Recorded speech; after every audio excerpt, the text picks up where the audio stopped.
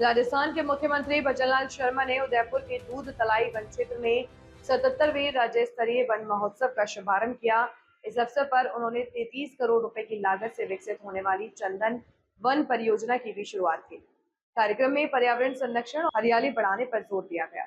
आज का यह दिन बहुत ही महत्वपूर्ण दिन है। आप सभी जानते हैं कि आज राजस्थान के अंदर वन राज्य स्तरीय वन महोत्सव चंदन वन पौधारोपण कार्यक्रम आज उदयपुर से प्रारंभ हुआ है। मैं आपको जानकारी देना चाहता हूं कि यह चंदन वन का कार्यक्रम राजस्थान के 4 स्थानों पर होने वाला है: बांसवाड़ा, सिरोही, उदयपुर और प्रतापगढ़। और हम चाहते हैं कि राजस्थान प्रदेश चंदन जैसा महके, क्योंकि हमारी प्रकृति आप सभी देखा है।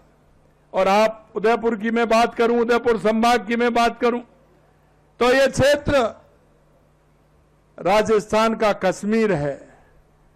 और मैं कह सकता हूं कि राजस्थान का यह कश्मीर, यहां की प्रकृति, यहां की हरियाली, यहां का जलवायु निश्चित रूप से अपने आप में निराला है।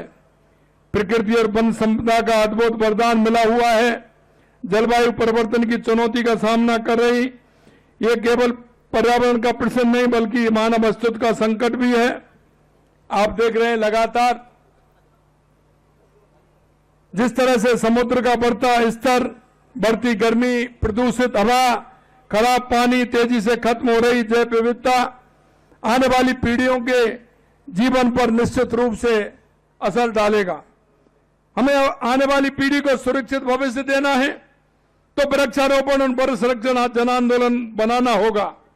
भारत की संस्कृति ने प्रकृति को सदैव पूजनीय माना है। और आप सब देखते हैं कि हमारी संस्कृति के अंदर हम नदियों को भी पूजते हैं, हम पहाड़ों को भी पूजते हैं, हम वृक्षों को भी पूजते हैं। पृथ्वी को माता कहते हैं, नदियों को देवी कहते हैं, वृक्षों को हम देवतुल्य मानते हैं। हमारी संस्कृति में वृक्षों का बहुत बड़ा महत्व है। कोई भी मांगलिक कार्य होता है, पीपल, अशोक, आम, बेलपत्र जैसे वृक्षों का बहुत महत्व होता है।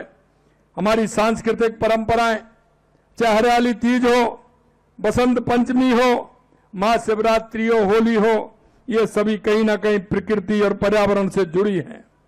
स्कंद पुराण में कहा गया है कि 10 कुओं के बराबर एक बावड़ी, 10 बावड़ियों के बराबर एक तालाब और 10 तालाबों के बराबर एक पुत्र और 10 पुत्रों के बराबर एक वृक्ष को माना जाता है।